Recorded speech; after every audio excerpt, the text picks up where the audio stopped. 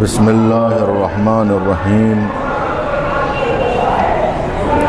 الحمد للہ الذی ہدانا لہذا وما كنا لنہتدی لولا ان ہدانا اللہ لقد جاءت رسل ربنا بالحق الصلاة والسلام على اشرف الانبیاء والمرسلین النبی المؤید والرسول المسدد المحمود الأحمد المصطفى الأمجد بالقاسم محمد اللهم صل على محمد الصلاة والسلام على الطيبين الطاهرين الذين أذهب عنهم الرجس وطهرهم تطهيرا.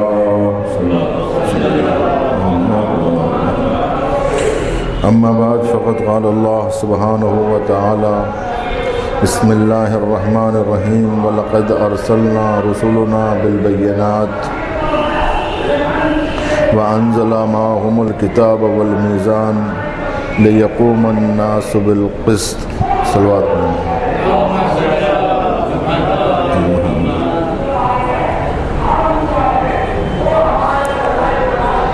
عدل در نہج البلاغہ کے عنوان سے آپ کی خدمت میں جو معروضات پیش کیے جا رہے ہیں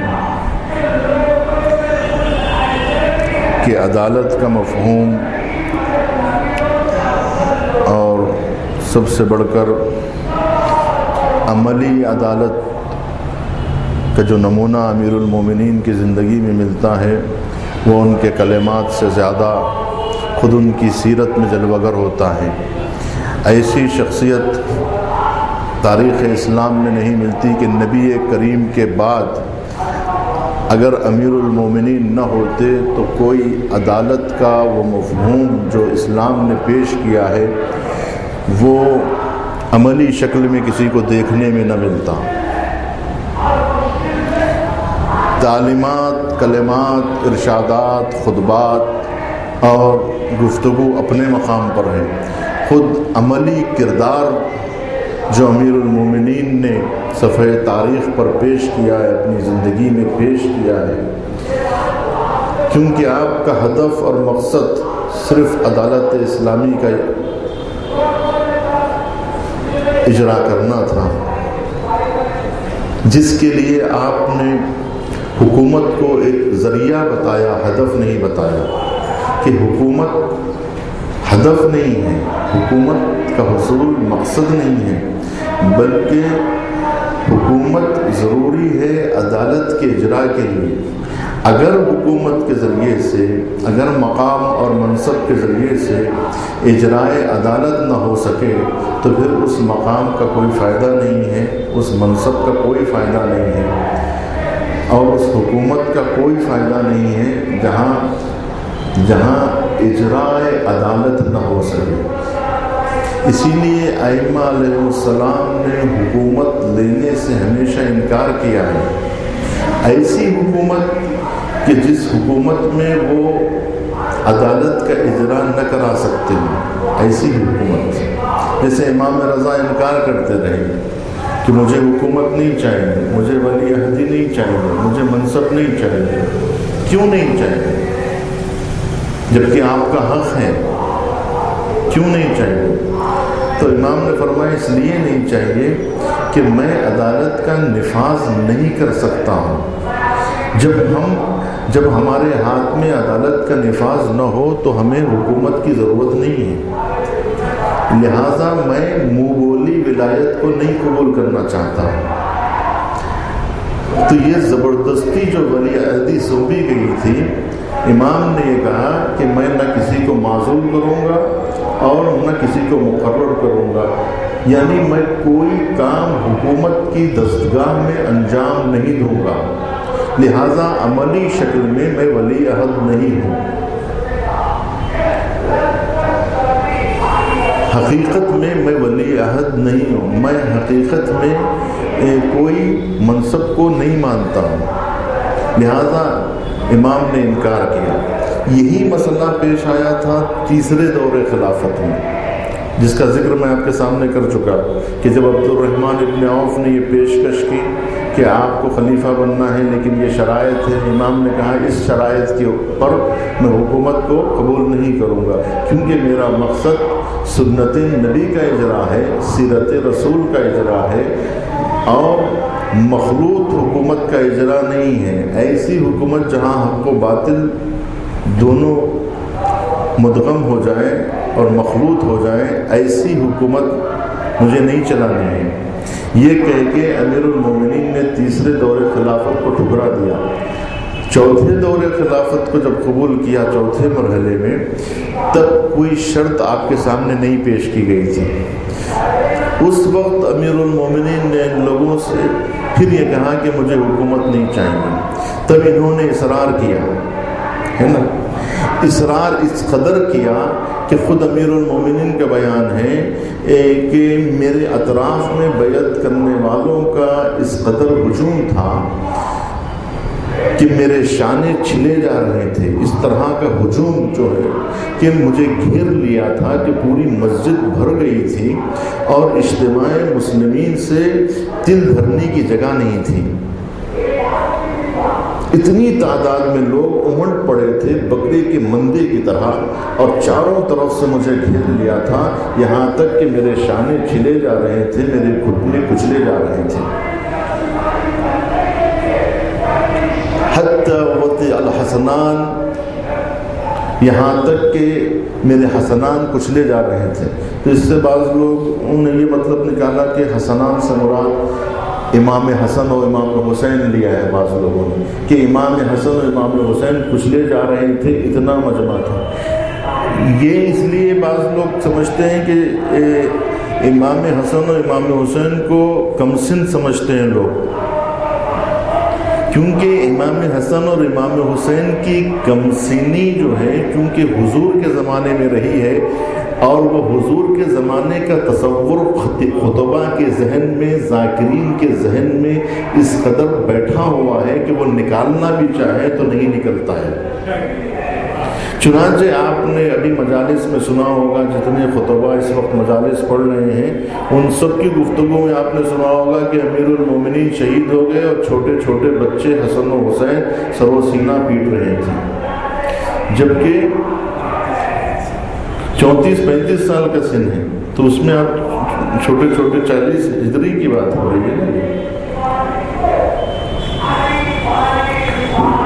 لیکن بابا شہید ہو گئے اور بچے چھوٹے چھوٹے بچے سر و سینہ پیٹ رہے تھے، امام حسن اور امام حسین یتیم ہو گئے۔ اس قسم کی گفتگو اس لیے ہوتی ہے کہ لوگوں کے ذہن میں امام حسن اور امام حسین کا بچپنے کا تصور ذہنوں میں بیٹھا ہوا ہے، وہ نکلنے کا نام ہی نہیں لیتا، کیونکہ دور رسول اور وہ دور رسول کی جو تصویر کھینچی گئی ہے کہ دو چھوٹے بچے رسول کے جانوں پر بیٹھے ہوئے ہیں، وہ تصویر لوگوں کے ذہن سے محو نہیں ہوتی ہے۔ بہرحال تو اس وقت بھی نہج البلاغہ میں جب یہ جملہ آیا تو اس کا ترجمہ بھی یہ کیا کہ اس قدر ہجوم آ گیا تھا کہ حسن و حسین کچلے جا رہے تھے۔ یہ تصور، یہ ترجمہ کیا گیا اس تصور کی بنیاد پہ کہ یہ چھوٹے تھے، جبکہ امام حسن و امام حسین شہادت امیر المومنین کے موقع پر نوجوان تھے، چھوٹے بچے نہیں تھے۔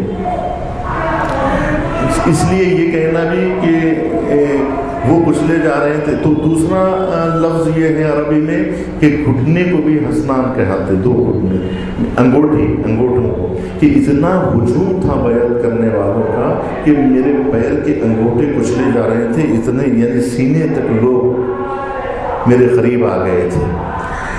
تو اس وقت کیوں امیر المومنین نے حکومت اسلامی کو قبول کر لیا اور خلافت کو تسلیم کر لیا، جبکہ امیر المومنین اس حکومت کو ٹھکرا چکے تھے؟ اگر انہیں حکومت چاہیے ہوتی تو تیسرے دور خلافت میں مل گئی ہوتی، اور اتنا عرصہ، اس 10 سال کا تقریباً ایک بڑا عرصہ پھر انتظار نہ کرنا پڑتا آپ کو۔ اور اس تیسرے دور میں اس قدر تبدیلی آئی، جو تبدیلی پچھلے 10-12 سال میں نہیں آئی تھی، اس سے کہیں زیادہ تبدیلی اس تیسرے دور خلافت میں آئی ہے۔ از لحاظ عدالت ہماری گفتگو ہو رہی ہے، از لحاظ عدالت، از لحاظ قانون اسلامی جو تبدیلیاں تیسرے دور خلافت میں آئی ہیں، اتنی بڑی تبدیلی نبی کریم کی رحلت کے بعد سے کبھی بھی نہیں آئی تھی۔ اگرچہ کہ لوگ دوسرے دور خلافت کو اسلام کا بہت ہی تاریک ترین دور سمجھتے ہیں، یقیناً وہ دور بھی تاریک دور رہا ہے، لیکن اس دور سے زیادہ تیسرا دور، جس کے بارے میں خود علامہ مودودی کا بیان ہے کہ خلافت جو ملوکیت میں تبدیل ہوئی ہے، وہ تیسرے دور خلافت میں خلافت ملوکیت کا روپ دھارنے لگی تھی۔ اگر یہ تیسرا دور خلافت نہ ہوتا تو بنی امیہ کو شام میں پنجے گاڑنے اور جڑیں پھیلانے کی فرصت نہ ملتی۔ یہ جو تیسرے دور خلافت میں جو شام میں جو جڑیں مضبوط ہو رہی تھی بنی امیہ کی، تو بنی امیہ کے لیے اسلام کا دروازہ جو کھولا گیا، دروازہ تو پہلے کھل چکا تھا، لیکن میں کہہ رہا ہوں جو اسے مضبوط کیا ہے ان پایوں کو، اگر یہ تیسرا دور خلافت نہ آتا تو وہ پائے مضبوط نہ ہو پاتے تھے۔ انہیں اس دور میں معزول کر دینا چاہیے تھا، کیونکہ 5 سال سے زیادہ کسی گورنر کو رکھنے کا حق نہیں ہے۔ پہلے خلیفہ کے دور میں ابو سفیان خود چونکہ گورنر نہیں بن سکتا تھا، لہٰذا اس نے اپنے بڑے بیٹے یزید کو شام کی گورنر کی حیثیت سے متعارف کروایا اور پہلے خلیفہ نے انہیں گورنر بنا کے بھیج دیا۔ تو یزید بنی امیہ کا پہلا گورنر بن کر شام گیا ہے نا۔ اس کے بعد میں یزید کے مرنے کے بعد میں اس کا چھوٹا بھائی امیر شام اور معاویہ، وہ جو ہے شام میں حاکم بنتا ہے اور گورنر قرار پاتا ہے۔ تو تیسرے دور خلافت میں انہیں معزول کر دینا چاہیے تھا، لیکن انہوں نے معزول نہیں کیا، جس کی وجہ سے بنی امیہ کی بنیادیں شام میں مضبوط ہو رہی تھیں۔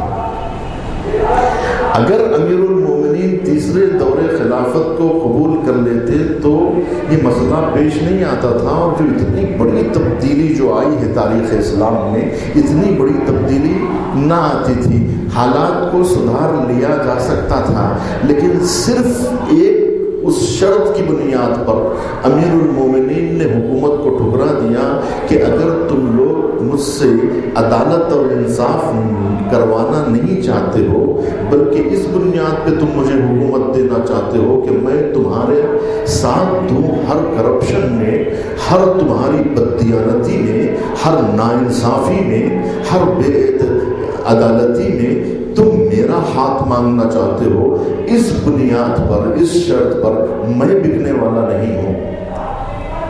آپ علی بن ابی طالب کے اصولوں کو دیکھیے، ان کے نظریات کو دیکھیے، اس کے بعد میں ان کو ماننے کی کوشش کیجیے۔ جس علی کو آپ جانتے نہیں ہیں اس کو آپ گویا مانتے بھی نہیں ہیں، جس کو مانتے ہیں وہ علی آپ کا اور ہے، جو اس علی کا اسلام نے تعارف کروایا ہے وہ علی اور ہے، اس علی کو تو آپ نے دیکھا ہی نہیں ہے۔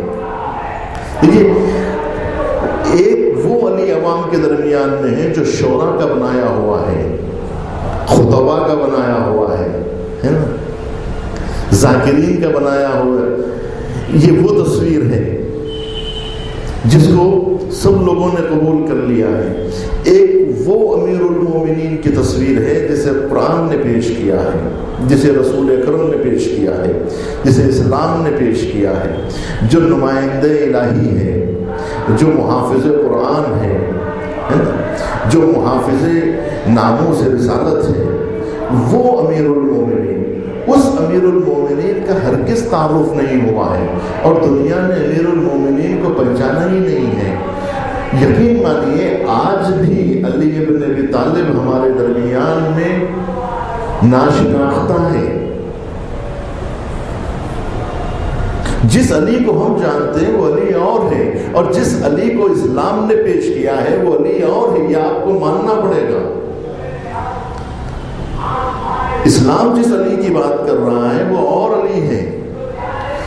اس علی کو جو حقیقی علی ہے اس کو ہم نے دیکھا ہی نہیں ہے، ان کو سمجھنے کی ہم نے کوشش ہی نہیں کی ہے، اور ہمیشہ ہم یہ سمجھتے رہے ہیں کہ ہم علی کو جانتے ہیں، ہم علی بن ابی طالب کو پہچانتے ہیں۔ کیا پہچانتے ہیں؟ ہم جو پہچانتے ہیں ان کا نام جانتے ہیں، ان کے والد بزرگوار کا نام جانتے ہیں، تاریخ پیدائش جانتے ہیں۔ یہ ایک شخص کا شناخت نامہ ہے، شخصیت کا نہیں ہے۔ علی شخص کا نام نہیں ہے، علی شخصیت کا نام ہے، علی کردار کا نام ہے، علی پیغمبر قرآن کا نام ہے۔ جو لوگ قرآن کو نہیں جانتے وہ کیسے علی کا سراپا دیکھیں گے؟ صلوات پڑھے محمد۔ اور جن لوگوں کو قرآن کی آیتیں ہضم نہیں ہوتی وہ امیر المومنین کو کیسے برداشت کر سکتے ہیں؟ وہ علی کا چہرہ کیسے دیکھنا چاہتے ہیں جو مجلس میں قرآن نہیں سننا چاہتے، محفل قرآن میں شرکت نہیں کرنا چاہتے، جو الفاظ قرآن نہیں سننا چاہتے، وہ پیغمبر قرآن کیا دیکھنا چاہیں گے؟ انہیں کردار قرآن، جب قرآن لفظوں کی شکل میں اسے دیکھنا نہیں پسند کرتے ہیں، تو جب قرآن لفظوں کی شکل میں آئے تو ہمیں ناپسند ہے، تو وہ قرآن اگر پیکر کی شکل میں آ جائے تو ہمیں کس قدر ناپسند رہے گا؟ ہم یہی تو کہیں گے کون ہے جو قرآن کو نہیں مانتا، کون ہے جو قرآن کو پسند نہیں کرتا؟ لیکن یہاں پڑھنے کی ضرورت نہیں ہے، یہ موقع نہیں ہے۔ انہیں مانتے تو ہیں لیکن طاق کی زینت بنانے کے لیے، انہیں مانتے تو ہیں لیکن مسافرت پہ جانے، انہیں مانتے تو ہیں بیمار کو شفا کے لیے۔ تو گویا ہمارے لیے بھی علی بن ابی طالب کی مثال ایسی ہی ہے کہ ہمیں ان کی ضرورت ہے لیکن علی بالی پہ آئیں گے۔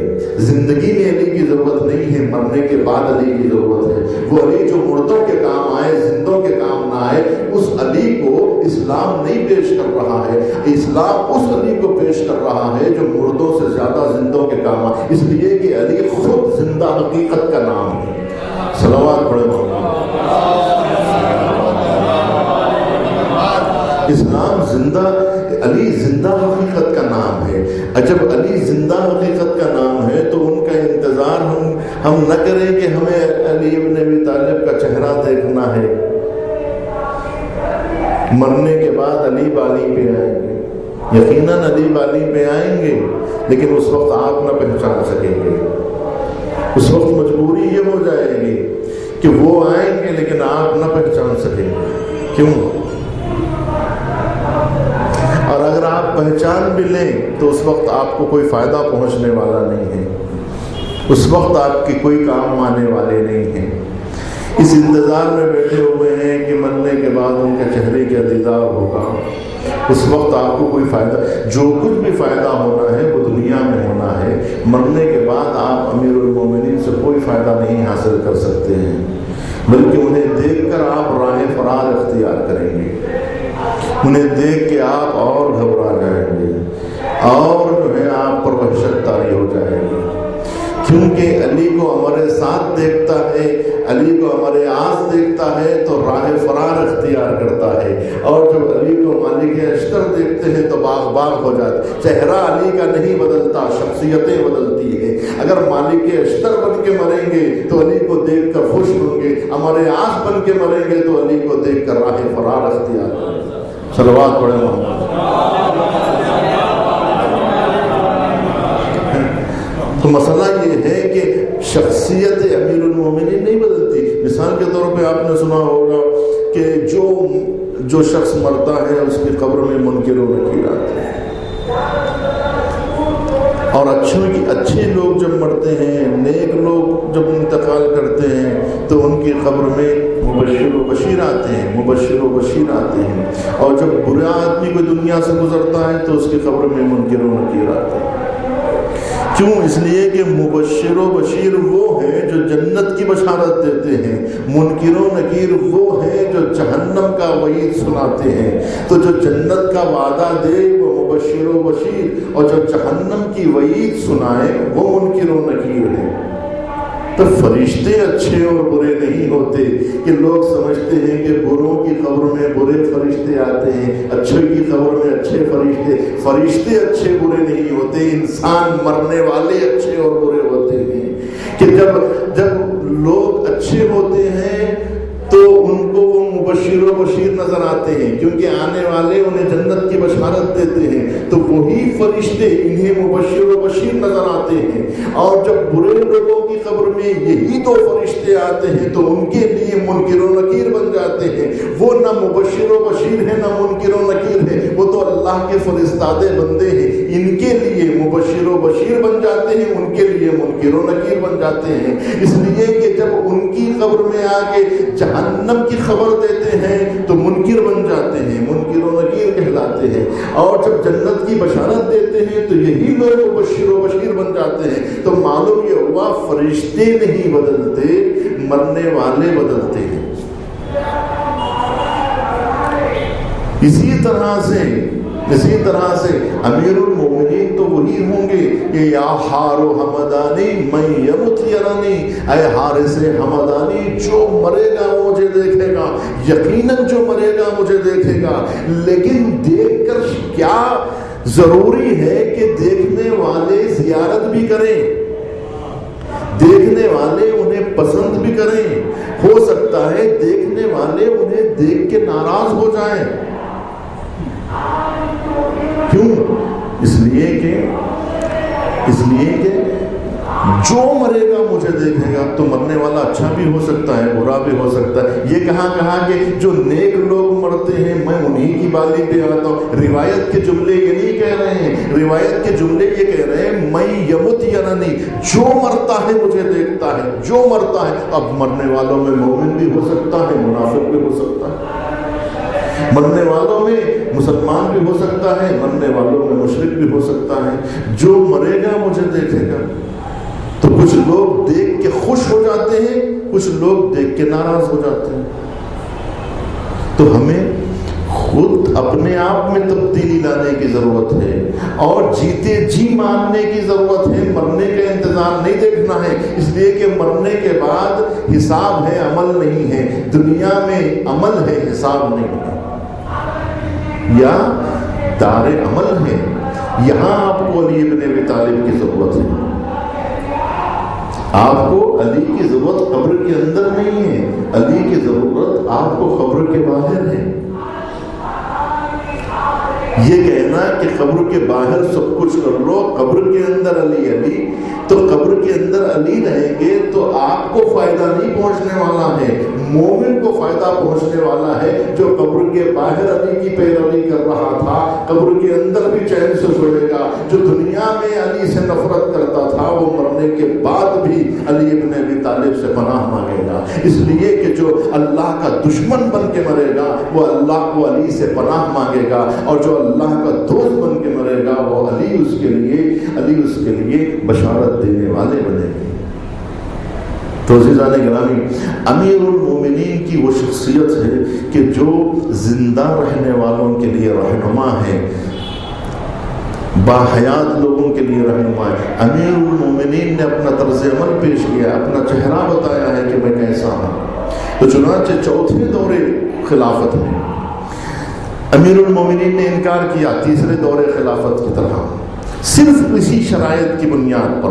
کیوں؟ اس لیے کہ حکومت ہدف نہیں ہے، حکومت مقصد نہیں ہے۔ پھر مقصد کیا ہے؟ عدالت کا اجرا۔ عدالت کا اجرا اگر ممکن نہیں ہے تو حکومت نہیں چاہیے، ان کو حوالے کر دو جو لوگ بے عدالتی سے کام لینا چاہتے ہیں اور حکومت کرنا چاہتے ہیں، اور وہ ہر شرائط کو مان لیں گے۔ چنانچہ تیسرے خلیفہ نے تمام شرائط کو مان لیا جو عبد الرحمن ابن عوف نے پیش کی تھی۔ عبد الرحمن ابن عوف نے وہی شرائط جو امیر المومنین کی خدمت میں پیش کی کہ آپ کو سنت نبی کے علاوہ سیرت شیخین پر بھی چلنا ہوگا، تو امیر المومنین نے ماننے سے انکار کر دیا۔ لیکن تیسرے خلیفہ نے انہی شرائط کو تسلیم کر لیا کہ ہاں میں سنت نبی کے علاوہ سیرت شیخین پر بھی عمل کروں گا، جبکہ تاریخ اس بات کی شاہد ہے کہ انہوں نے نہ سنت نبی پر عمل کیا نہ سیرت شیخین پر عمل کیا، بلکہ اپنی رائے پہ عمل کیا ہے۔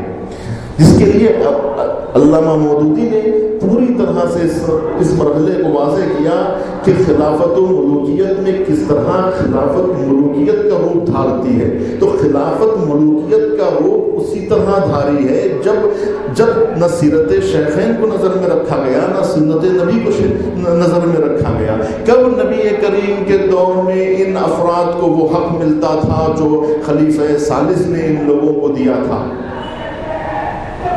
سوال یہ پیدا ہوتا ہے، مروان کو کیا امیر المومنین رسول اکرم کے دور میں بیت المال سے وہ حق ملتا تھا جو خلیفہ ثالث نے انہیں دیا تھا؟ جس مکان میں نبی کریم رہا کرتے تھے، جس مکان میں خلیفہ اول رہا کرتے تھے، جس مکان میں خلیفہ ثانی رہا کرتے تھے، کیا تیسرے خلیفہ نے ویسے ہی مکان میں زندگی گزاری یا اپنے لیے کاخ تشکیل دیا، قلعہ بنایا، محل بنایا اور ملک بن کے بیٹھ گئے، بادشاہ سلامت کہلائے؟ کب خلیفہ اول بات اپنے آپ کو بادشاہ کہلائے؟ کب خلیفہ ثانی نے کہا کہ میں بادشاہ ہوں؟ تو اس کا مطلب یہ ہے کہ تیسرے خلیفہ نے سیرت شیخین کو بھی نظر میں نہیں رکھا، سیرت شیخین کی بھی پیروی نہیں کی،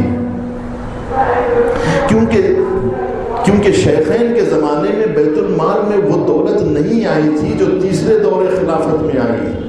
تیسرے دور خلافت اس قدر بیت المال میں اضافہ ہو چکا تھا کہ حضرت عثمان غنی کہلائے، اتنی دولت آ گئی کہ غنی کہلائے، اور غنی بن کر انہوں نے اپنے خاندان والوں کو اس قدر دولت بانٹی کہ پورا خاندان غنی ہو گیا. تو معلوم یہ ہوا ایک شخص غنی نہیں ہے، بلکہ ایک شخص کے غنی بننے سے پورا خاندان بنی امیہ غنی بن گیا. اور اتنی دولت بڑھی کہ وہ دولت حاکم شام کے حصے میں آئی، اور حاکم شام نے جو اسلام کو، خلافت راشدہ کو ملوکیت میں تبدیل کرنے کا باعث بنے، اور اس کے بعد میں خلافت کا نام و نشان مٹ گیا، خلافت راشدہ کا نام و نشان مٹ گیا. اب حاکم شام نہ سیرت نبی پر عمل کرنے لگے، نہ سیرت شیخین یاد رہی، نہ سیرت خلیفہ ثالث یاد رہی، نہ خلافت رابعہ یاد رہی، نہ امیر المومنین کی سنت یاد رہی. یہ سب سنتوں کے خلاف حاکم شام نے اپنی الگ بنیادیں تشکیل دی، اور اس کے بعد اتنا معیار گرنے لگا، آخر میں ظلم اس قدر پھیلنے لگا، ناانصافی اس قدر پھیلنے لگی کہ امیر المومنین کا شمار، امیر المومنین کا مقابلہ حاکم شام سے کیا جانے لگا. کہ امیر المومنین کہتے ہیں یہ وقت آ گیا ہے کہ میرا مقابلہ حاکم شام سے کیا جا رہا ہے. چنانچہ تیسرے دور خلافت کے بعد جب امیر المومنین نے اس چوتھا دور خلافت قبول کیا تو انہی نامساوات حالات کو تبدیل کرنے کے لیے اور سب کے سب اس بات پہ راضی ہو گئے تھے کہ آپ جیسا چاہیں ویسے حکومت کریں، آپ کو پورا اختیار ہے، کوئی شرط ہم درمیان میں نہیں رکھیں گے.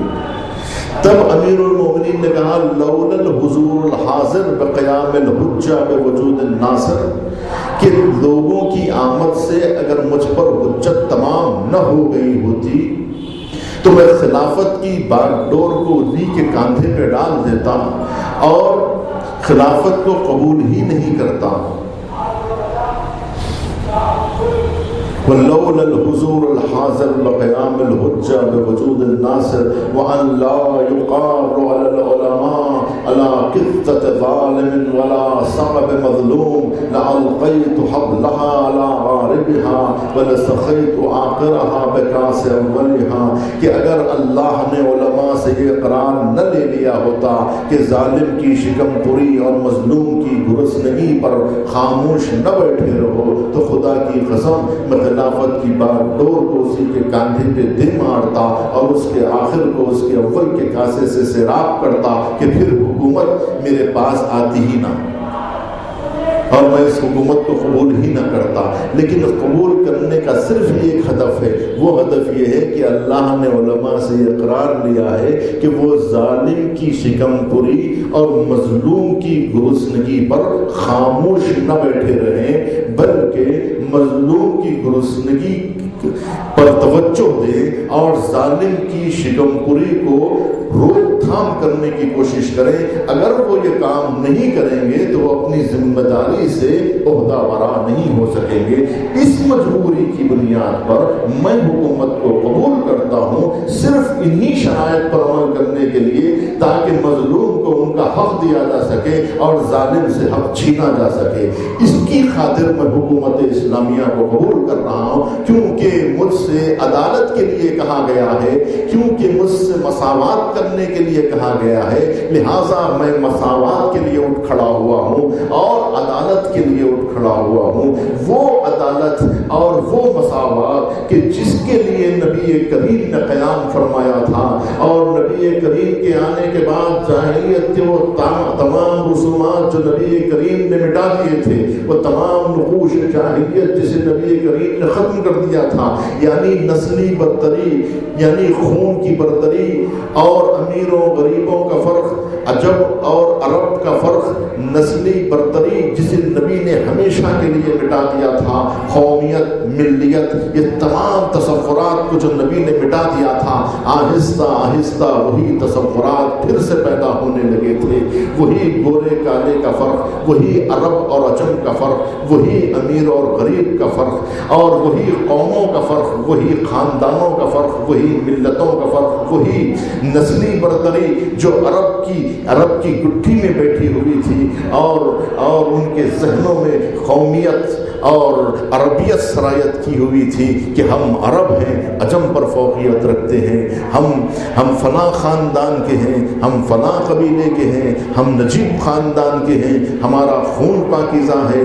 یہ جو خونی برتری تھی، اس کو پھر سے زندہ کیا جانے لگا، جسے اسلام نے مٹا کے یہ کہا تھا کہ یا ایھا الناس انا جعلناکم شعوبا انا خلقناکم من ذکر وانثى وجعلناکم شعوبا وقبائل لتعارفوا ان اکرمکم عند اللہ اتقاکم، کہ اے انسانوں تم سب کے سب ایک مرد اور ایک عورت سے پیدا ہوئے ہو، تمہیں مختلف قبیلوں اور مختلف قوموں میں تقسیم کیا گیا ہے تاکہ تم ایک دوسرے کو پہچان سکو، نہ یہ کہ ایک دوسرے پر برتری جتاؤ۔ تم میں محترم اور مکرم وہ ہے کہ جس کے پاس تقویٰ ہے، ان اکرمکم عند اللہ اتقاکم، یعنی سارے کے سارے انسان مساوی ہیں، عرب اور عجم مساوی ہیں، شرق اور غرب کے لوگ مساوی ہیں، امیر اور غریب مساوی ہیں، گورے اور کالے سب مساوی ہیں، نہ رنگ کا فرق ہے، نہ قوم کا فرق ہے، نہ ملتوں کا فرق ہے، بس ایک فرق ہے، وہ فرق یہ ہے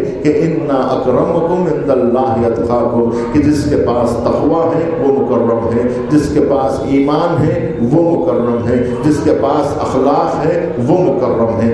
یہ بنیاد ہے، کردار کو اہمیت دی۔ اس کا مطلب یہ نہیں ہے کہ اسلام بد اخلاق اور نیک اخلاق کو اور دونوں کو برابر سمجھتا ہے، متقی اور غیر متقی دونوں کو برابر سمجھتا ہے، علم اور جہل کو برابر سمجھتا ہے، بد اخلاقی اور خوش خلقی کو دونوں کو برابر سمجھتا ہے۔ هل يستوي الأعمى والبصير، کیا دیکھنے والے نہ دیکھنے والے دونوں برابر ہو سکتے ہیں؟ کیا مومن اور فاسق دونوں برابر ہو سکتے ہیں؟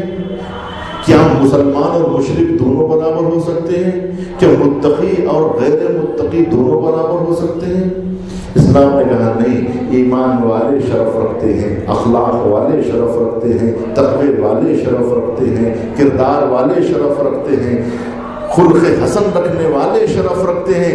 یہ اسلام نے نظریات پیش کیے۔ اس نظریات کو آنے والا دور مٹا رہا تھا۔ कम रंग किया जा रहा था, इतना कम रंग किया गया, इतना कम रंग किया गया, जैसे जैसे दौर आगे बढ़ा, खलीफे अव्वल के दौर से ज़्यादा खलीफे दुव्वम के दौर में ये रंग कम होने लगा। उसके बाद खलीफे सिव्वम का जो दौर आया तो सारे रंग मिटा दिए गए। यहाँ तक कि जिस तरह से बेअदालती और नाइंसाफ़ी का बाजार ऐसे गर्म हुआ कि अमीरुल मोमिनीन कह रहे थे ये लोग माल खुदा को ऐसे खा रहे थे जैसे ऊंट फसले रबी का चारा चरता है, और इस तरह से तकसीम हो रही थी जिसका कोई हिसाब व किताब नहीं था।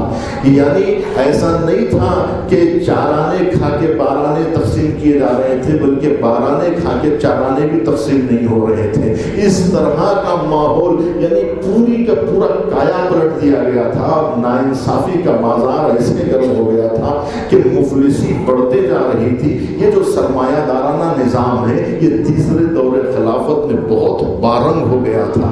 अमीरुल मोमिनीन का जिन्होंने कलाम पढ़ा है वो लोग इस बात की शहादत और गवाही देंगे, जैसा कि खुद इब्ने अबील हदीद का कहना है कि इब्ने अबील हदीद कहता है कि खुतबे शख्सिया में जहाँ अमीरुल मोमिनीन ने तीनों दौरे खिलाफत का तज़किया और तहलील किया है, उनमें दो खिलाफतों से ज़्यादा तीसरे दौरे खिलाफत को सबसे ज़्यादा इस्लाम के लिए नंगोआर माना है, और कहा कि वो जुमले अमीरुल मोमिनीन ने रकीक जुमले इस्तेमाल किए हैं तीसरे खलीफा के लिए, जो जुमले न पहले के लिए इस्तेमाल किए गए न दूसरे खलीफा के लिए इस्तेमाल किए गए, जो तीसरे दौरे खिलाफत के लिए इस्तेमाल किए गए। यानी अभी तक जो कुछ हो रहा था वो पोशीदा तौर पे हो रहा था। अब जो चीज़ें सामने आ रही थी वो इस कदर वाज़े थी कि जिसे आम मुसलमान भी नज़रअंदाज नहीं कर सकता है। चुनांचे 1400 बरस के बाद आज का मुवर्रिख भी उसका इनकार नहीं कर सकता है। इस कदर वाज़े तौर पर नाइंसाफ़ी होने लगी थी।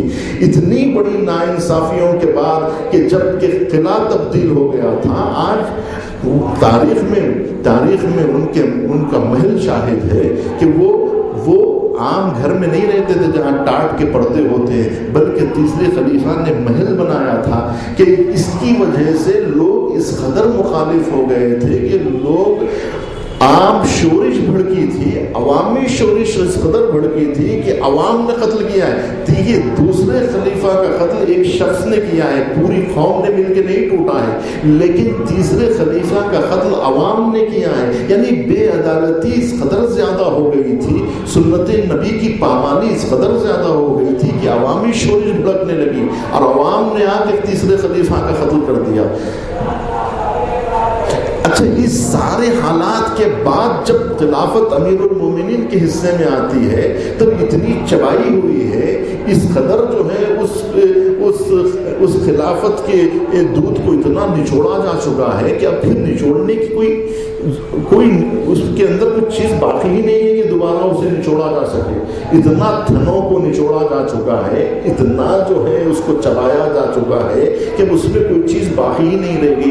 बैतुल माल इतना खाली किया जा चुका था कि जब तीसरे खलीफा का इंतकाल हुआ तो दौलत तकसीम करना मुश्किल हो गया था। इतने ऊँट थे, इतने घोड़े थे, इतनी ज़मीनात थे, इतने बागात थे और इतनी जायदादें थी कि उसका तकसीम करना मुश्किल हो गया था। काट के कई महीने लग गए जब उनकी जायदादें तकसीम होने लगी। सवाल ये पैदा होता है कि खिलाफत से पहले उनके बाद आज भी देखिए जिस तरह से आज के मिनिस्टर के ऊपर मुकदमा चल रहा है, कल के मुकदमात भी आज जो पेश किए जा सकते हैं, 2000 साल के बाद भी जो है मुकदमा चलाया जा सकता है। क्योंकि अमीरुल मोमिनीन फरमाते हैं कि हक कदीम हो जाने से बातिल नहीं होता, और बातिल जो है ज़माने के गुजर जाने से हक नहीं बनता। अगर 20 साल पहले अगर आपने कत्ल किया है तो आज आपके ऊपर केस चल सकता है, पर जो है 50 साल के बाद केस आ सकता है। आज भी ये सारे केस चल सकते हैं कि ये दौलत खिलाफत से पहले कहाँ थी जो खिलाफत के बाद आई, और दामाद को اتنے 4000 درہم، فلاں کو جو ہے اتنے 1000 درہم، وہ سب تاریخ میں لکھے ہوئے ہیں کہ کتنے کتنے ہزار ڈالر. یہ وہ ہے کہ جو قانونی طور پر دیے جا رہے تھے، یہ سمجھ کے دیے جا رہے تھے کہ یہ قانونی حق ہے، یعنی وہ قانون بنا دیا گیا تھا. رائل فیملی ہو گئی تھی، بادشاہوں کی فیملی ہو گئی تھی. یہی تصور امیر المومنین کے دور میں آیا. اب لوگ کہتے ہیں کہ عقیل کے لیے یہ بات بہت بعید ہے کہ جناب عقیل نے ایسا کیوں کیا تھا.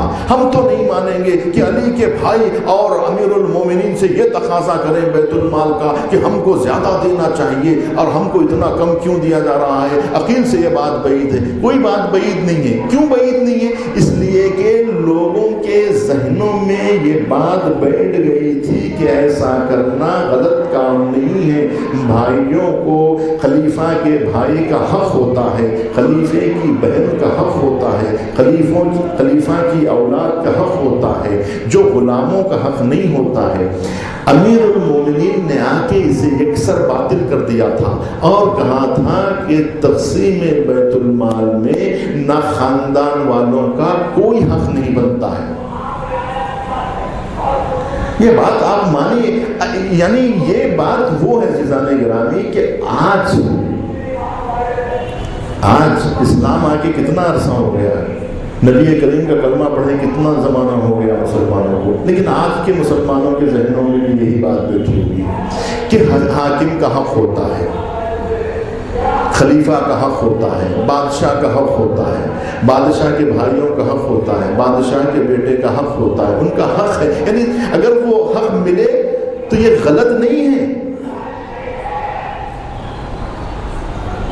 اسی لیے میں نے کل آپ کو ایران کی مثال دیا تھا کہ آیت اللہ خمینی اگر اپنے بیٹے کو وزیر اعظم بناتے تو پورا ایران تسلیم کر لیتا، کیونکہ یہ پیشکش صرف ایک دو شخص کی نہیں تھی، سب کی تھی اور سب قبول کر لیتے. لیکن امام خمینی نے کہا کہ میری اولاد حکومت میں دخل نہیں دے گی. کیوں؟ انہوں نے کہا کہ میری اولاد کا کوئی حصہ نہیں ہے اس حکومت میں. وہ تو کہہ رہے تھے خود میرا بھی کوئی حصہ نہیں ہے، میں خادم ہوں، مجھے رہبر مت کہو، مجھے رہبر مت کہو، مجھے بحیثیت خادم مانو، میں تمہارا خدمت گزار ہوں.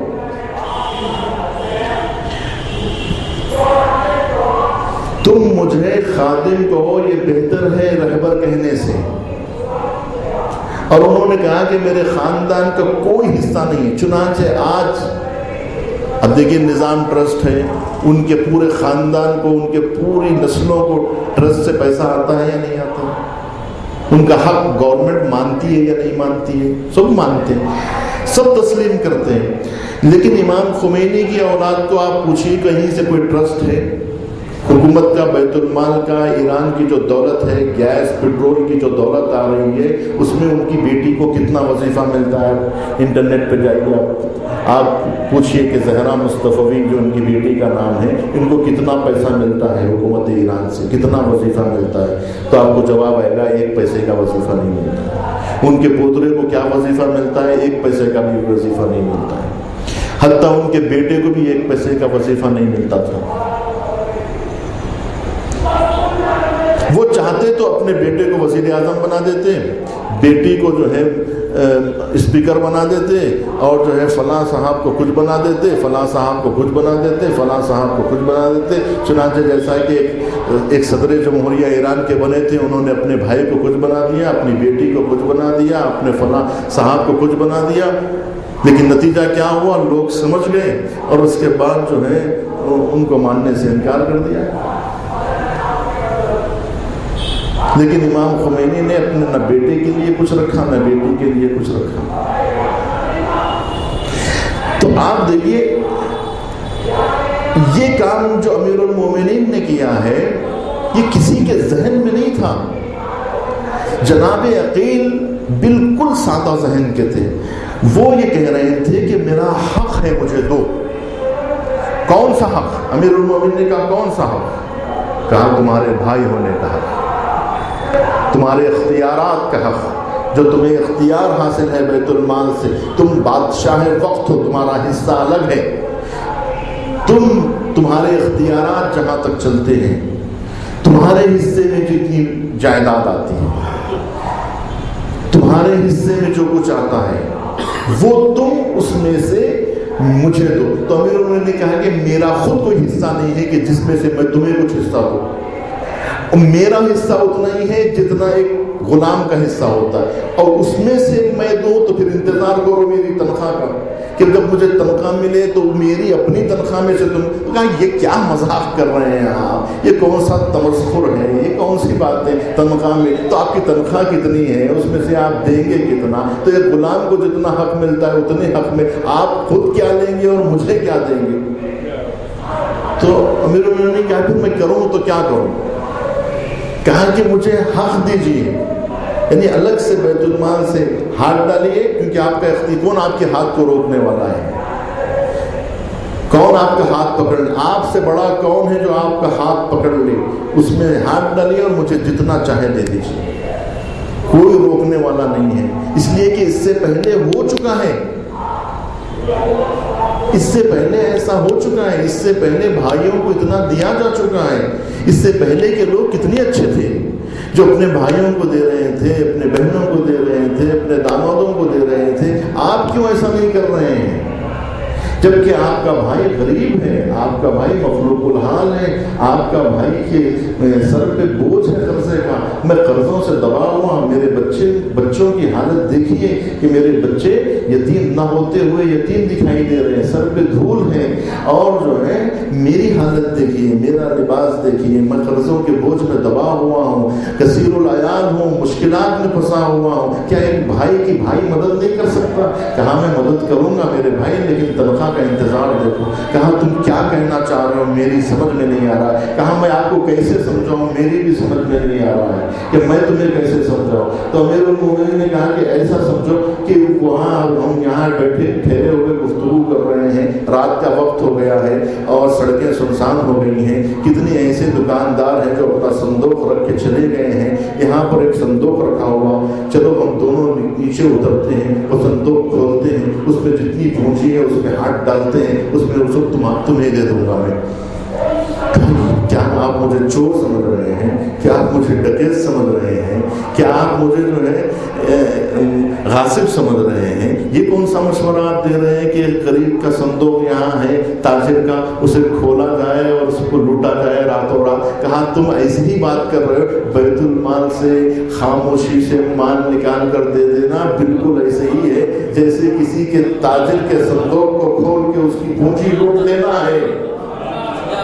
یہ دونوں میں کوئی فرق نہیں ہے۔ اخیر کہہ رہے تھے میری سمجھ میں بات نہیں آ رہی ہے اور میرے حالات ایسے ہیں کہ جس میں میرے لیے ناگزیر ہے کہ آپ میری مدد کریں۔ امیر المومنین نے کہا کہ میں مجبور ہوں، تو کہا کہ نہیں آپ مجھے دیجئے۔ جب یہ اصرار بہت بڑھنے لگا تو تاریخ کے کچھ اوراق یہ کہتے ہیں کہ کچھ دنوں کے لیے جناب عقیل حاکم شام کے پاس چلے گئے تھے، اور جانے کے بعد ان کا اتنا والہانہ استقبال اور شاہانہ استقبال ہوا ہے کہ ان کے لیے ایک بقول مروزی اور آج کی زبان میں سرخ قالین کا استقبال کیا گیا تھا، اور ایک محل کے حصے میں انہیں ٹھہرایا گیا تھا، اور اس قدر ان کی پذیرائی کی گئی تھی کہ ان کے دسترخوان پر انواع و اقسام کے غذا چن دیے گئے تھے، اور انہیں جھولے میں بٹھا کے جھلایا جا رہا تھا۔ تو جھولتے جھولتے انہیں یہ خیالات آنے لگے کہ یہاں کا رنگ دیکھیے، محلوں کا محل دیکھیے، یہاں کے پردے دیکھیے، یہاں کا سرخ و برق دیکھیے، یہاں کی شان و شوکت دیکھیے، دولت و ثروت کا انبار دیکھیے۔ تو ان کے ذہن میں بات کھٹکنے لگی کہ آخر یہ مال آیا تو کہاں سے آیا، یہ دولت آئی تو کہاں سے آئی، یہ انواع و اقسام کے دسترخوان تو یہ تو میں نے اپنے بھائی کے دسترخوان پہ بھی، ٹھیک ہے میرا بھائی مجھے نہیں دیا، لیکن میرا بھائی کھاتا بھی تو ایسا نہیں ہے، میرا بھائی ایسا محل بھی تو نہیں ہے، میرے بھائی کے پاس اتنی دولت بھی تو نہیں ہے، آخر ان دونوں میں اتنا بڑا فرق۔ دیکھیے یہ چیز ایسی ہے کہ آج کے دور میں آپ امیر المومنین کو پڑھ رہے ہیں، آپ اس دور میں جا کر امیر المومنین کو دیکھنے کی کوشش کیجیے۔ سوچیے کہ جب بھائی بھائی کو ماننے کے لیے تیار نہیں ہے تو آپ کیسے یقین کرتے ہیں کہ ہم اس دور میں ہوتے تو عقیل سے زیادہ معرفت شناس ہو جاتے؟ جب علی بن ابی طالب کو عقیل جیسا سگا بھائی اور خونی رشتہ دار نہ برداشت کر سکا اور ان کی عدالت اور شدت عدالت کے سامنے پگھل گیا، عقیل جیسا بھائی پگھل گیا، اور آپ کی شرافت نہ پگھلے، اس کا معیار کیا ہے؟ اس کی گارنٹی کیا ہے کہ آپ مان لیتے امیر المومنین کو؟ اتنے بڑے عادل تو آپ نہیں ہیں کہ علی کی عدالت کو آپ تسلیم کر لیتے۔ امیر المومنین کا مزاج آپ کو سمجھ میں آ جاتا جو مزاج سگے بھائی کو سمجھ میں نہیں آیا، اس لیے کہ حالات جس طرح سے اس دور میں لوگوں کے ذہنوں کو متاثر کیے ہوئے تھے، اس سے کہیں زیادہ بدتر حالات آج کے ذہن کے انسانوں کو متاثر کیے ہوئے ہیں۔ آج بھی لوگوں کے ذہنوں میں کچھ معیارات ہے، کچھ باتیں آج بھی غیر عادلانہ، غیر مساواتی نظام آج بھی لوگوں کے ذہنوں میں بیٹھا ہوا ہے۔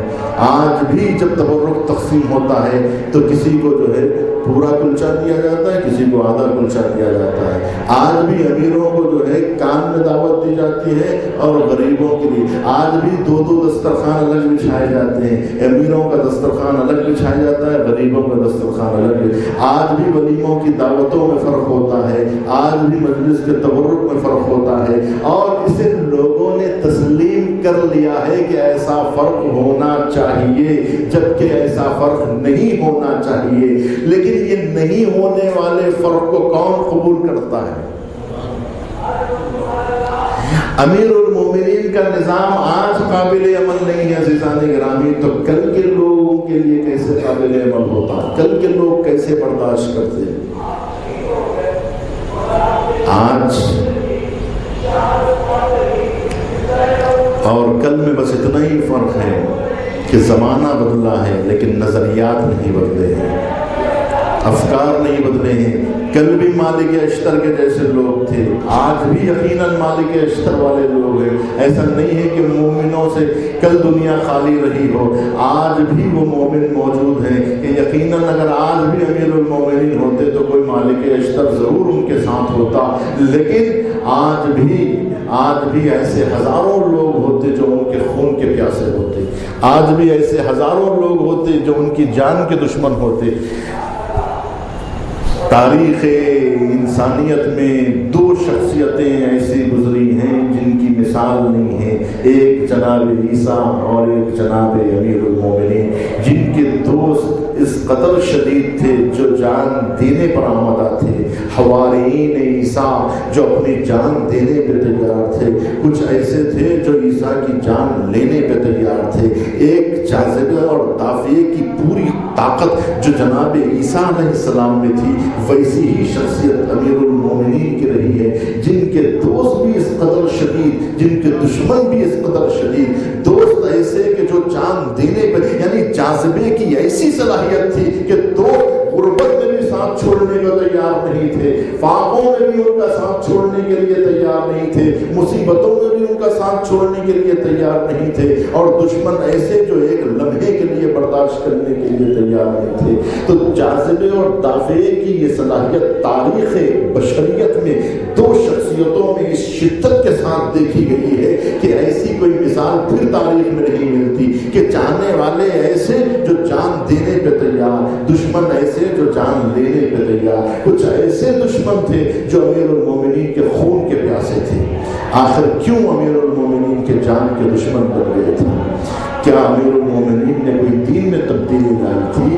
اسلام بدل دیا تھا، دین بدل دیا تھا، قرآن مجید کو بدل دیا تھا، لیکن اچھا ایک بات وہ ہے عزیزان گرامی جو ہمیشہ اسلامی تاریخ کے اسکالر کو پریشان کرتی ہے کہ تاریخ اسلام اس قدر عجیب ہے کہ یہ سارا ظلم جو تاریخ اسلام میں ملتا ہے وہ اہل بیت رسول پر ہونے والا ظلم کسی دشمن اسلام یا کافروں کی توسط سے نہیں ہوا ہے، جتنا ظلم ہوا ہے خود مسلمانوں کے ذریعے سے ہوا ہے۔ یہ بات اتنی عجیب ہے کہ تاریخ کا اسکالر اس قدر پریشان ہوتا ہے کہ کریں تو کیا کریں۔ خانوادہ رسول ہے، خاندان رسول ہے، آل رسول ہے۔ اس آل رسول پر ظلم ہوا ہے، لیکن جو ظلم ہوا ہے اس میں ظالم وہ نہیں ہے جو مشرک ہے، ظالم وہ نہیں ہے کہ جو غیر مسلمان ہے۔ اگر غیر مسلمانوں کے توسط سے علی کا قتل ہوتا تو سارے کے سارے مسلمان غم علی میں شریک ہو جاتے اور شہادت علی کا ماتم سارے مسلمان ایک ساتھ مل کے مناتے۔ اگر خاندان رسول پر آنچ آئی ہوتی اور وہ آنچ کسی مشرکین کے توسط سے آئی ہوتی، اگر وہ آنچ غیر مسلمانوں کی طرف سے آئی ہوتی تو اس کا غم سارے مسلمان ساتھ مل کے مناتے کہ ہاں خانوادے رسول کی فرد، خاندان رسول کی فرد اور رسول کی بیٹی، رسول کے نواسے، رسول کے داماد، رسول کا خاندان، رسول کا گھرانہ، رسول کا گھر، جس گھر میں رسول رہا کرتے تھے، جس گھر میں جس چوکھٹ میں نبی یہاں کے سلام کیا کرتے تھے وہ چوکھٹ جلائی گئی، اور جس بیٹی کا نبی احترام کرتے تھے اس بیٹی کی پسلیاں توڑی گئی۔ لیکن یہ سارا ظلم جو ہو رہا ہے وہ مدینے کے اندر مسلمانوں کی گنجان آبادی کے اندر ہو رہا ہے، اور قتل امیر المومنین مسجد کے اندر ہو رہا ہے جہاں سب کے سب مسلمان ہیں۔ دیکھیے مسئلہ یہ ہے، غم اس قدر عجیب ہے اور تاریخ اسلام اس قدر خون آلود تاریخ ہے، اس قدر عجیب تاریخ ہے کہ امیر المومنین شکایت کرتے ہیں تو کسی غیر مسلمان کی شکایت نہیں کرتے۔ جب فاطمہ پوچھتی ہے مدینے کے حالات علی کیسے ہو گئے ہیں تو کہا فاطمہ حالات میں کیسے بتاؤں کہ مدینے کے حالات کیسے تبدیل ہو گئے، کہ بعد رسول کس قدر تبدیلی آئی ہے کہ نبی کی زندگی میں میرا کیسا احترام تھا کہ لوگ خود بڑے کے مجھے سلام کرتے تھے، اب نوبت یہ آ گئی ہے کہ میں سلام کرتا ہوں تو کوئی جواب سلام نہیں دیتا، میں سلام کرتا ہوں تو کوئی جواب سلام نہیں دیتا۔ علی کوئی کافروں کو سلام نہیں کر رہے تھے کہ کافر انہیں جواب سلام نہیں دے رہے تھے، علی کسی مشرکوں کو پڑھ کے سلام نہیں کر رہے تھے کہ کوئی مشرکوں کی جانب سے جواب سلام نہیں آ رہا تھا، بلکہ علی ابن ابی طالب مسلمانوں کو سلام کر رہے تھے اور مسلمانوں کی طرف سے جواب سلام نہیں آ رہا تھا۔ امیر المومنین کہتے ہیں اے فاطمہ حالات یہ نہیں ہے کہ مجھے کوئی سلام کرنا چھوڑ دیا ہے، بلکہ حالات ایسے بدل گئے ہیں کہ میں سلام کرتا ہوں تو کوئی مجھے جواب سلام نہیں دیتا، جبکہ مسلمان کا جواب سلام دینا واجب ہے۔ اگر کوئی مسلمان سمجھے تو جواب دینا واجب سمجھے۔ کتنے ایسے مسلمان تھے کہ جو علی کا جواب سلام دینا واجب نہیں سمجھ رہے تھے۔ اس کا مطلب کس قدر گہرا نکلتا ہے کہ لوگ امیر المومنین کو صحابی رسول تو درگزا، امتی تو درگزا، مسلمان ماننے پہ تیار نہ تھے، مسلمان ماننے پہ تیار نہ تھے۔ اگر مسلمان مان لیتے تو پھر یہ بتائیے کہ علی کی اولاد کا قتل کربلا میں کیوں ہوتا، کس بنیاد کے اوپر تیر چلائے جا رہے تھے؟ مسلمانوں کی طرف سے جو تلوار چل رہی تھی تو وہ کون سی الغار تھی؟ وہ کون سی الغار تھی؟ 1000 آدمی نہیں تھے، 2000 آدمی نہیں تھے، کم سے کم 6000 انسانوں کا مجمع تھا۔ یہ سب کے سب مختلف بستیوں سے آ کے جو ٹوٹ رہے تھے، کیا سمجھ کے مار رہے تھے؟ کوئی حملہ میمنہ سے ہو رہا تھا، کوئی حملہ میسرہ سے ہو رہا تھا، کیا سمجھ کے حملہ ہو رہا تھا؟ کیا کوئی مسلمان سمجھ کے حملہ کر رہا تھا؟ کیا کوئی نبی کا نواسہ سمجھ کے حملہ کر رہا تھا؟ کیا کوئی یہ سمجھ کے حملہ کر رہا تھا کہ یہ فاطمہ کے بیٹے ان پہ حملہ کرو، یہ نبی کے نواسے ہیں ان پر حملہ کرو، یہ علی کے بیٹے ہیں ان پہ حملہ کرو؟ کیا سمجھ کے حملہ ہو رہا تھا؟ کیا سمجھ کے یلغار ہو رہی تھی؟ عزیزان گرامی، امیر المومنین کے قاتلوں کو اگر آپ ڈھونڈیں تو کوئی غیر مسلمان قاتل نہیں ملے گا، بلکہ گمان یہ ہو رہا تھا کہ یہ تو نماز پڑھنے کے لیے مسجد میں آیا ہے، یہ تو روزہ دار ہے۔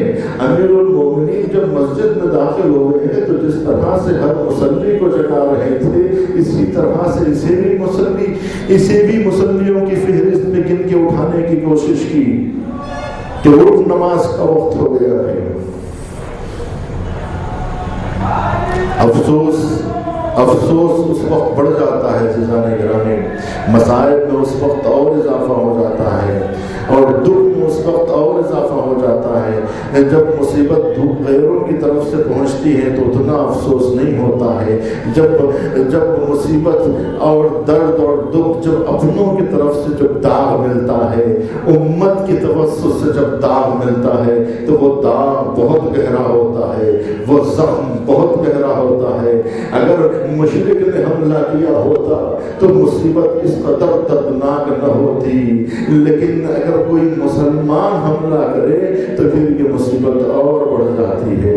سازشیں ہو رہی تھیں، نہ صرف امیر المومنین کی شہادت نام نہاد مسلمانوں کی طرف سے ہوئی، فاطمہ زہرا کا گھر جو جلایا گیا وہ بھی، امام حسن کے جنازے پہ جو تیر بارانی ہوئی وہ بھی، امام حسین کی جو شہادت ہوئی ایسے ہی امام زین العابدین کو جو زہر دیا گیا وہ بھی اسی طرح، امام محمد باقر کو جو زہر دیا گیا وہ بھی اس طرح، یہی غم آلود کیفیت اور یہی سلسلہ مصائب کا کس پر مصائب ڈھائے جا رہے ہیں، کس خاندان کے فرد کو پر مصائب اٹھائے جا رہے ہیں، کس کا خاندان ہے، کس کی اولاد ہے۔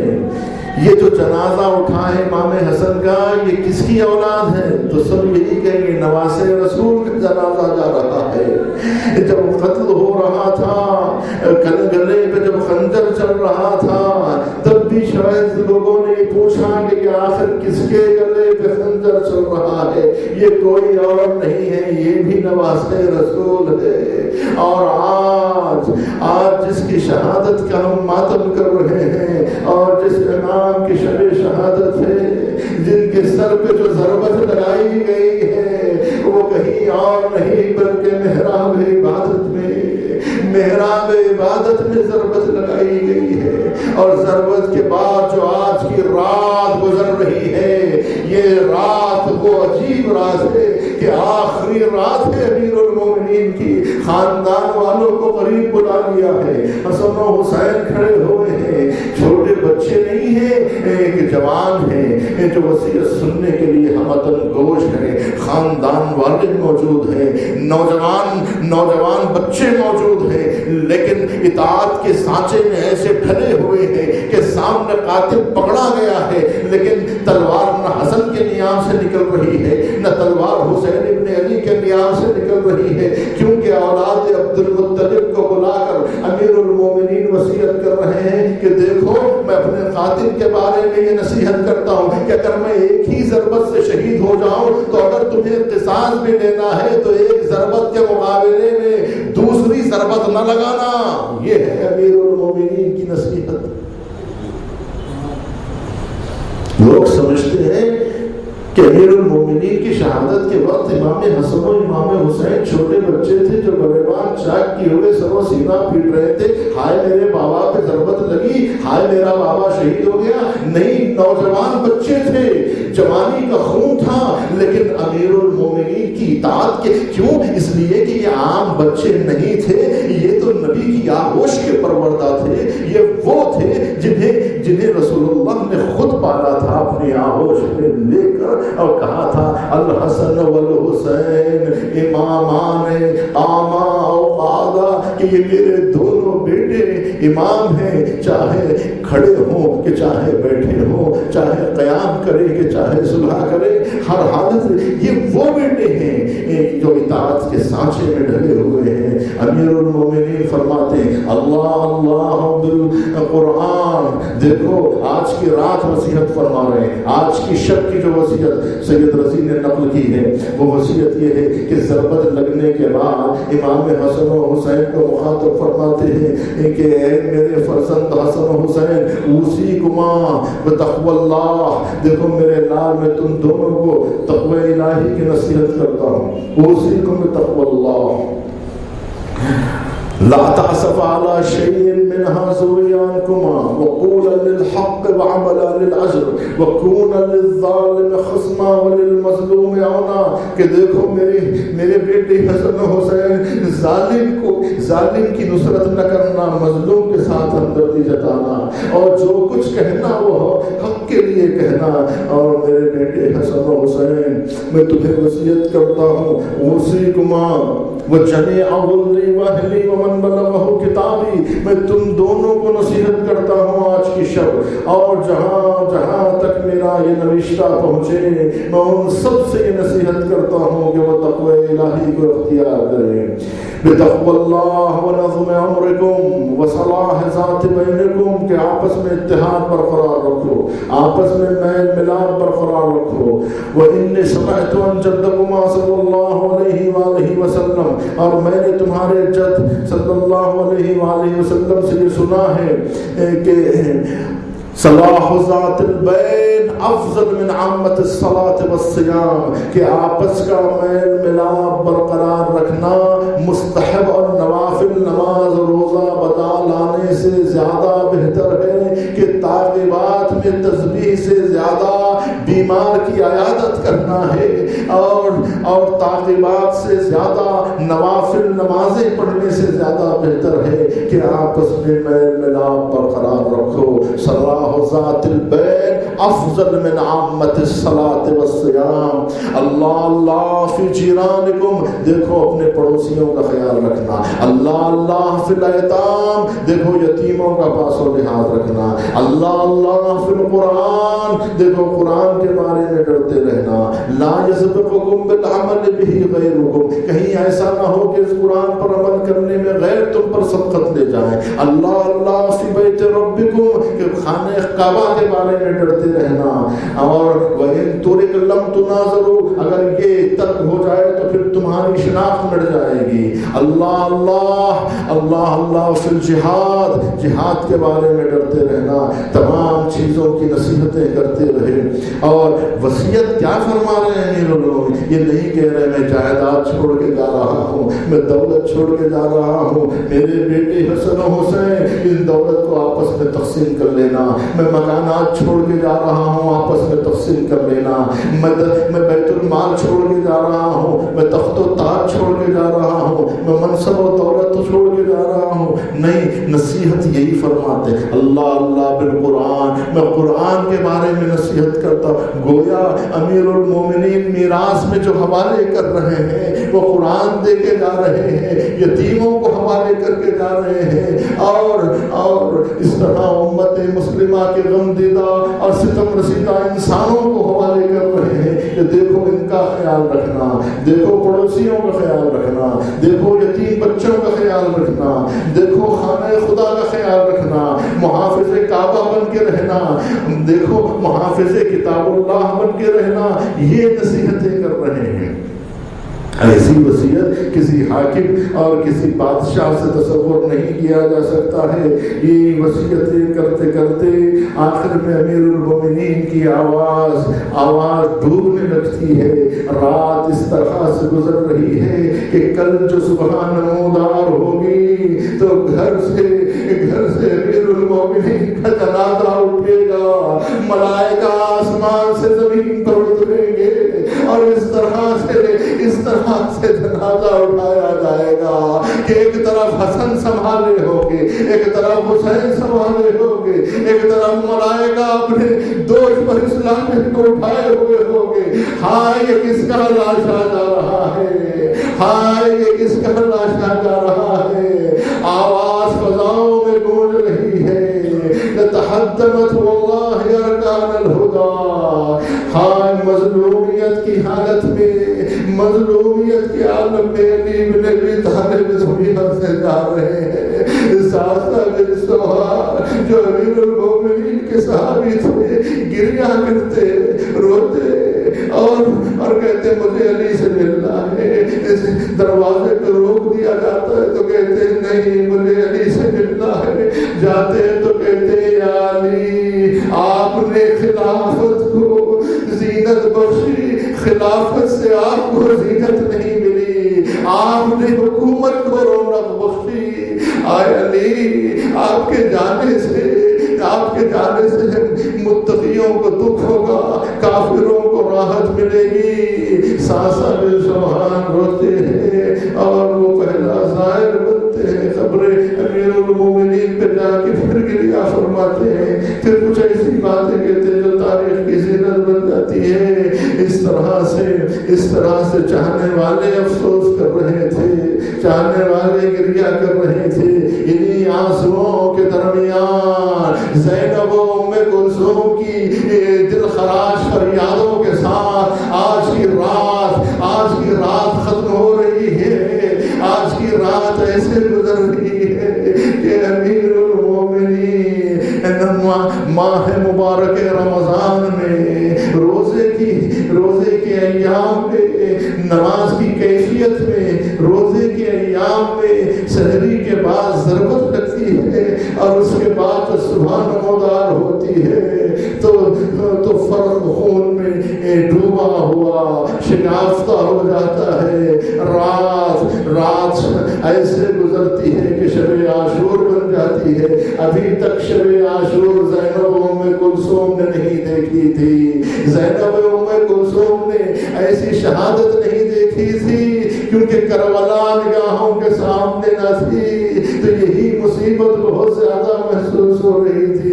میں کہوں گا زینب ام کلثوم یقیناً یہی وقوفہ ہوگا اور اس کے بعد آپ کو اور زیادہ غم دیکھنے کو ملیں گے. کم سے کم یہاں پرسا دینے والے جمع ہو گئے، کم سے کم یہاں علی ابن ابی طالب زخمی ہوئے تو مسلمانوں نے گھیرا اور آپ کو بڑے احترام کے ساتھ گھر پہنچایا. جنازہ آپ کا اس غربت میں نہیں اٹھے گا جیسے کربلا کے میدان میں ایسا لاشا تھا جسے کوئی کفن بھی نہ دے سکا.